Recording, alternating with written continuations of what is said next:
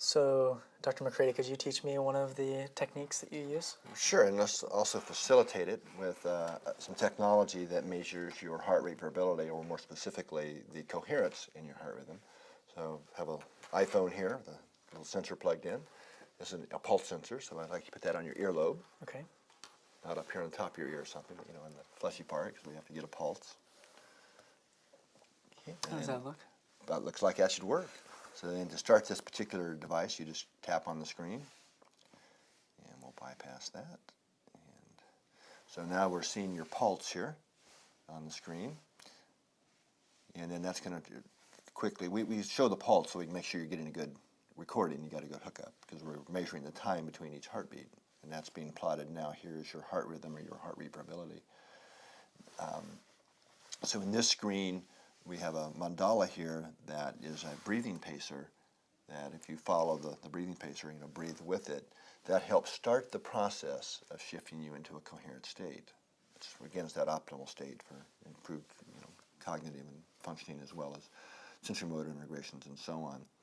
And then it's giving you feedback here, whether you're in high, low, or medium coherence, whether low is red, medium coherence is the blue dots, and green is high coherence, which you have not hit yet. So I'm going to shift to another slide, another screen view here, so we actually get to see your heart rate variability, the pattern of it.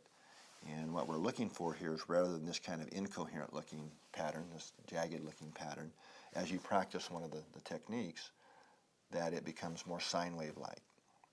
So, and here we have a breathing pacer as well. And this graph here is going to show you how coherent you are over time. And you can see here now you're in red, but we haven't used the technique yet. So I'm going to walk you through a technique called freeze frame, Corey. Okay. And this is really a technique that's appropriate for, it's multi-purpose, but for, especially if you have to make a decision, or you don't quite know the answer, or you need some out-of-box solutions for something. Or you can also use it just to freeze the frame, like if you're getting stressed, getting ready to get anxious or angry, or before you take a test, something like that, for sure. Anyway, the way you do the technique is the first step we call heart-focused breathing.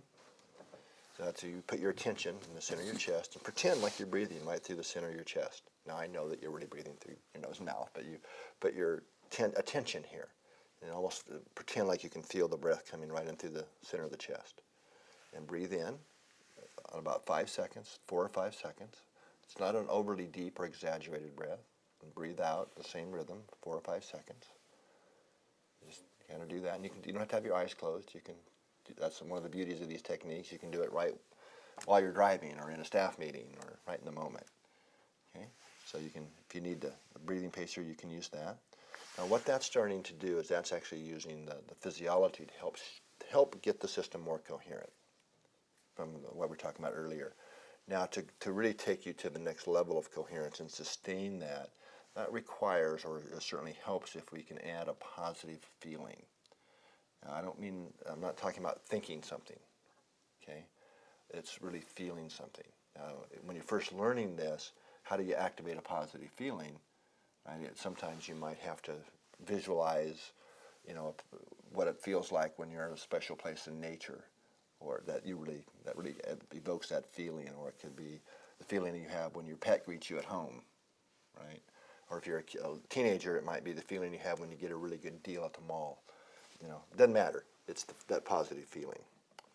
So I don't know if you have something that you can do it, or it can be simply, God, what a beautiful day it is. I appreciate that. Just, God, what a nice day, that feeling. So while you're doing the breathing, just sort of pretend almost like you're breathing the feeling.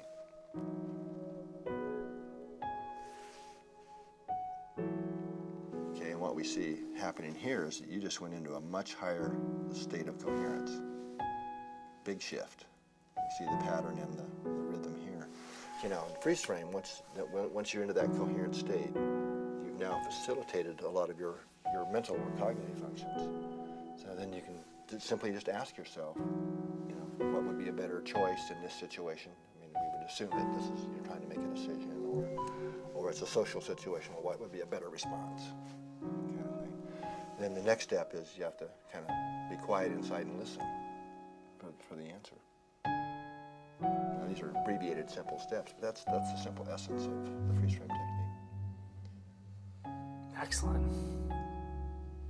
Well, that was pretty amazing to watch it just You spike had up a so huge, quickly. you had a like that, huge huh? shift there, right? See, now we can see here you've come back down out of high coherence into medium coherence as you're talking and re-engaging. And with practice, what people learn is that when you're first doing it, you kind of got to be quiet and really trying to get into coherence. But with a little practice, you can actually maintain your coherence while we're having a conversation. That's a good way to challenge yourself. Once it gets easy to, be coherent.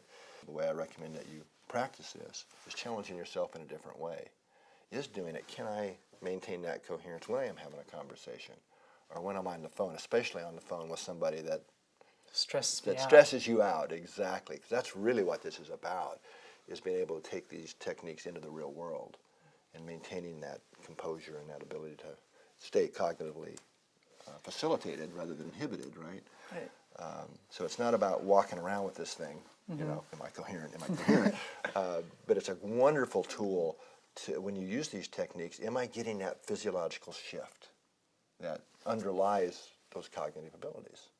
I mean, really, my message is pretty simple, right?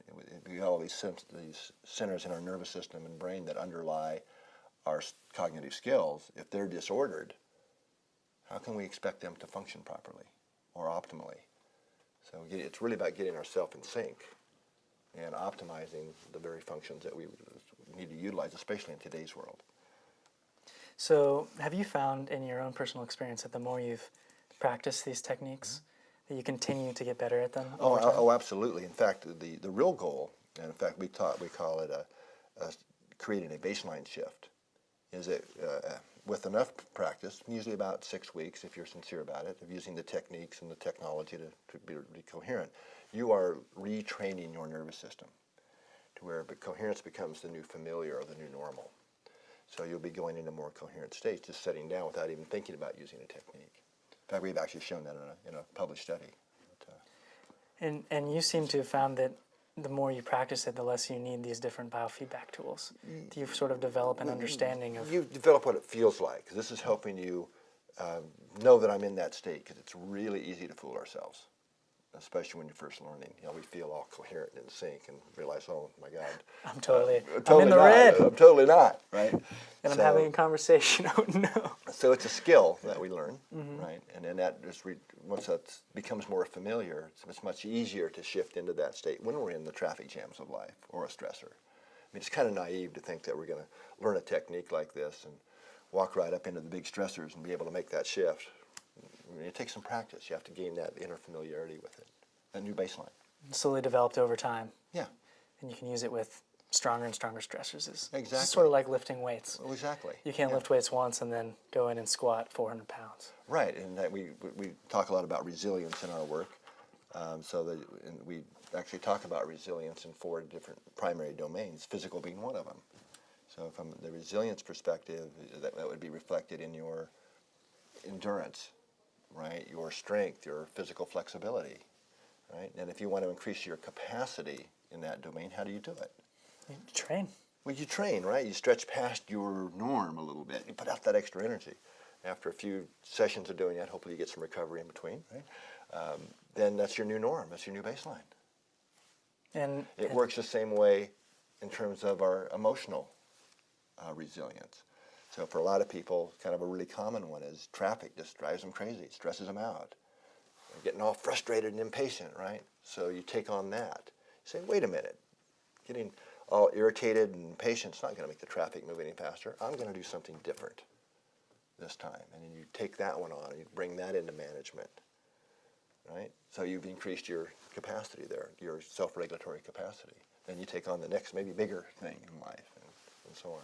So I'm hearing a lot of the benefits of learning how to better regulate ourselves and perform more optimally in our daily lives. What might be some of the costs of turning a blind eye to your message and continuing to live the same sort of emotion dysregulated life? Yeah, shorter lifespan. Certainly not as happy and the type of well-being. I think damaged relationships. I mean, the list goes on and on. If we really are kind of honest with ourselves and take most of the major issues in our society today, it almost always traces back to a failure of self-regulation.